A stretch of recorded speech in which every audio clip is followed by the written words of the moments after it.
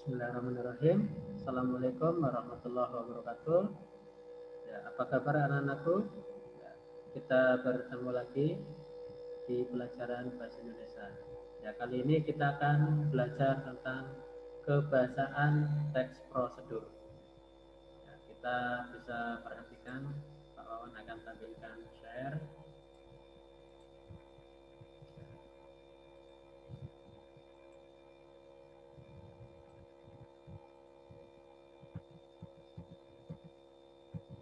Nah, ya.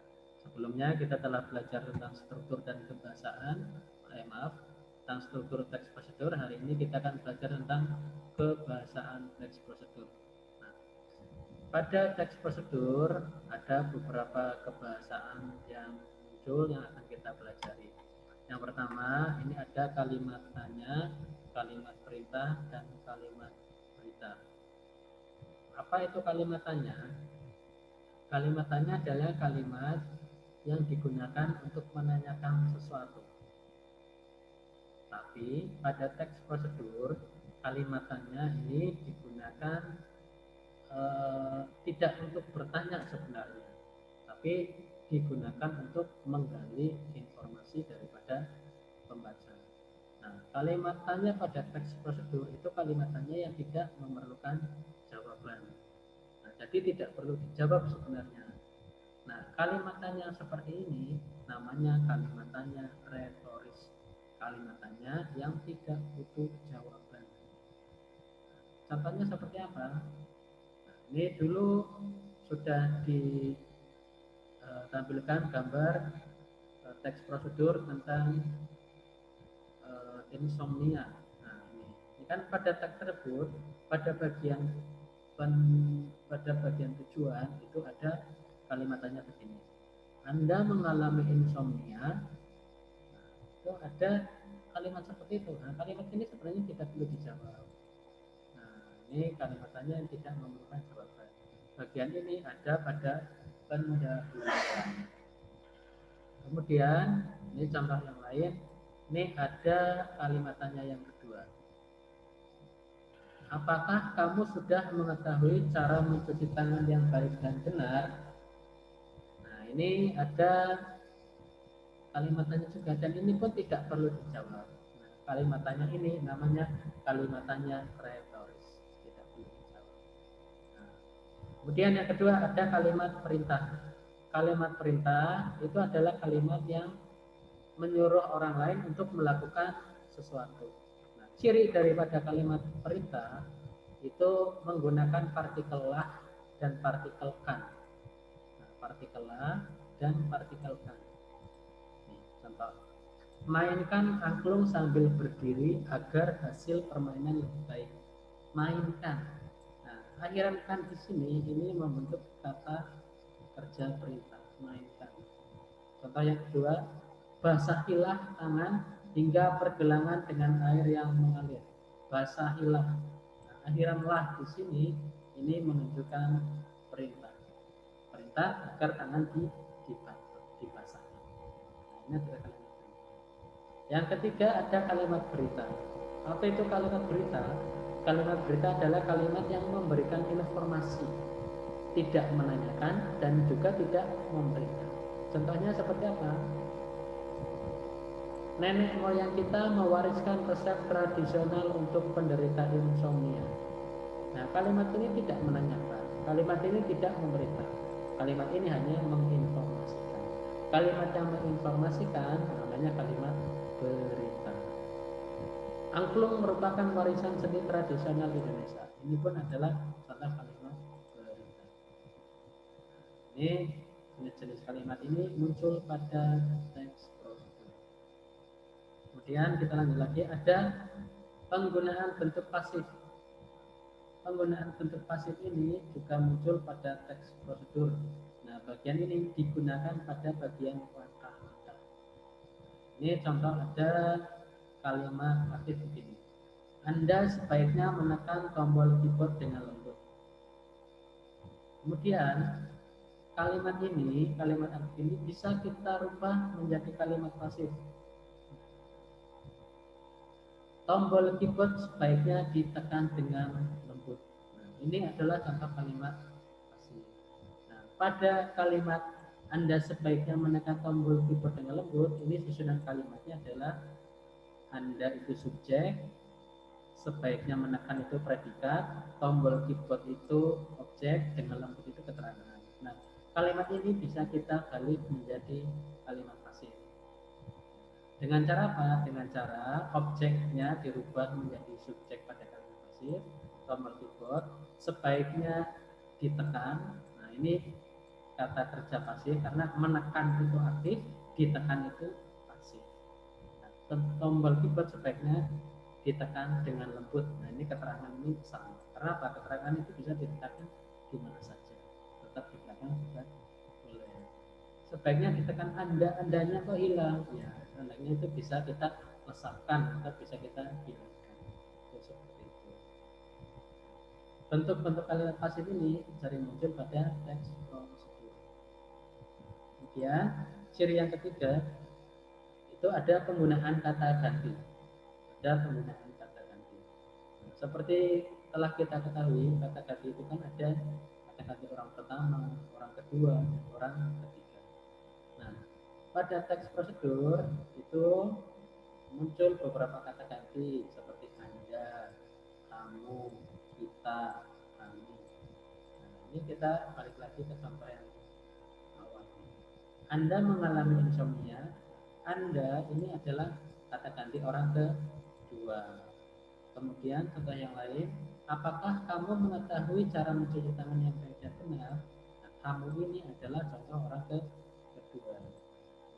Ada Anda dan kamu ini sama-sama orang kedua. Kalau Anda itu kesannya lebih hormat, kalau kamu itu kesannya lebih dekat. Nah, itu seperti itu.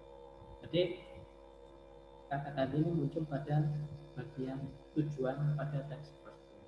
Kemudian yang keempat, ini ada penggunaan kriteria atau batasan. Tujuannya apa? Tujuannya adalah untuk membatasi agar perintah itu menjadi lebih jelas. Ini ada contoh kalimat perintah angkat kaki kanan. Angkat kaki kanan ini tidak jelas. Kita angkat kaki kanan setinggi apa? Ada yang angkat sedikit, ada yang angkat terlalu tinggi, ada yang angkat yang pas. Ini beda-beda. Nah, kemudian kalau kita buat batasan, nanti akan menjadi lebih jelas. Angkat kaki kanan setinggi lutut. Nah, otomatis perintah ini nanti akan direspon sama oleh pembaca. Semuanya akan mengangkat kaki kanan setinggi lutut. Contoh lain, langkahkan kaki kanan 2 kali dan pada hitungan 4 bertepatan. Kalau hanya langkahkan kaki kanan, itu tidak jelas, berapa kalinya juga tidak jelas. Ini ada batasan berapa kali, 2 kali. Kemudian pada hitungan keempat bertepatan. Ini jelas. Oke, kita lanjutkan lagi. Ini ada penggunaan kata sambung. Penggunaan kata sambung ini muncul pada bagian langkah-langkah. Nah, ada kata sambung yang menyatakan waktu, contohnya kemudian, ketika, sebelum, sementara, sesudah itu. Kemudian ada kata sambung yang menyatakan tujuan, supaya, untuk, agar. Kemudian ada lagi kata sambung yang menyatakan urutan, pertama, kedua, ketiga. Nah, kata sambung ini digunakan pada bagian langkah-langkah. Pada bagian langkah-langkah. Oke, selanjutnya ada penggunaan kata keterangan. Ada kata keterangan cara, kata keterangan alat, dan juga kata keterangan tujuan. Kata keterangan itu apa? Kata keterangan itu adalah kata yang memberikan keterangan pada kata lain, seperti verba, adjektiva, adverbia. Adverbia ini kata keterangan. Kata keterangan yang banyak digunakan pada teks prosedur adalah keterangan cara, keterangan alat, dan keterangan tujuan. Contoh keterangan cara. Kata keterangan cara ini adalah adverbial, menambah keterangan cara pada kegiatan atau peristiwa yang terjadi. Penanda dari keterangan cara itu ada kata dengan dan kata secara. Contohnya, hubunglah adonan dengan rapat. Bagaimana caranya membuat adonan? Dengan rafal. Talikan rafia dengan cara menyilang. Bagaimana cara mengalihkan rafia?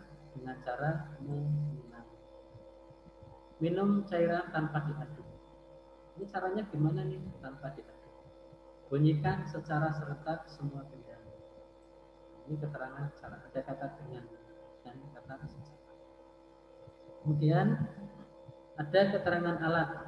Keterangan alat ini digunakan pada bagian langkah-langkah.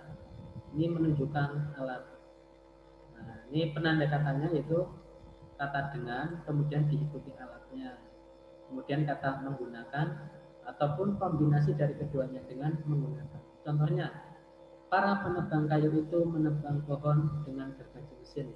Nah, kata dengan diikuti alatnya, ini namanya keterangan alat. Kalau yang tadi itu keterangan syarat. Lukis kain dengan menggunakan canting. Alat apa yang digunakan? Canting. Penjahit itu membuat baju dengan alat jahit tradisional. Dengan alat jahit apa? Dengan alat jahit tradisional. Para perajin membatik menggunakan canting. Ini kata menggunakan. Itu keterangan alat. Satu lagi ada keterangan tujuan. Nah, keterangan tujuan ini adalah kata keterangan yang memberikan tujuan pada kalimat. Penanda katanya ada untuk, supaya, dan agar. Contohnya, malam jangan terlalu panas agar tidak merusak kain. Kenapa malam jangan terlalu panas? Agar tidak merusak kain. Tujuannya ini, agar tidak merusak kain.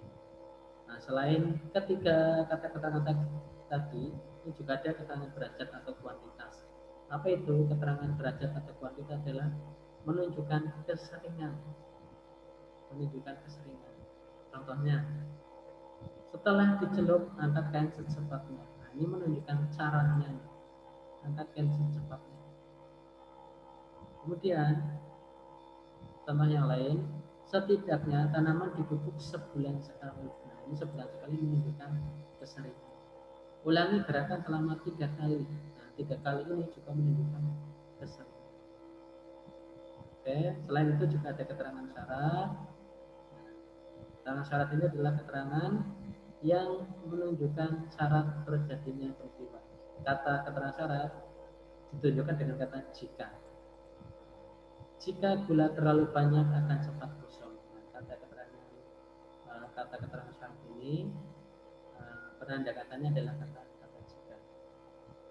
Dan selanjutnya yang terakhir ada keterangan akibat. Nah, kata keterangan akibat ini menunjukkan akibat yang ditimbulkan dari sebuah peristiwa. Penanda katanya ada hingga, akibatnya, sehingga, sampai, menjadi. Ini ada banyak.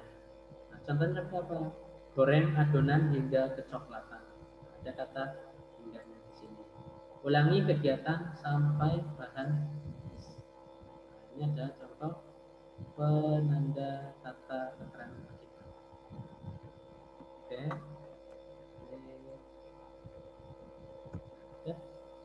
Itu saja materi untuk kebahasan pada siang hari ini.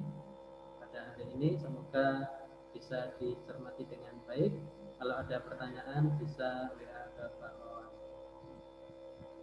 Terima kasih banyak atas perhatiannya. Sekian. Wassalamualaikum warahmatullahi wabarakatuh.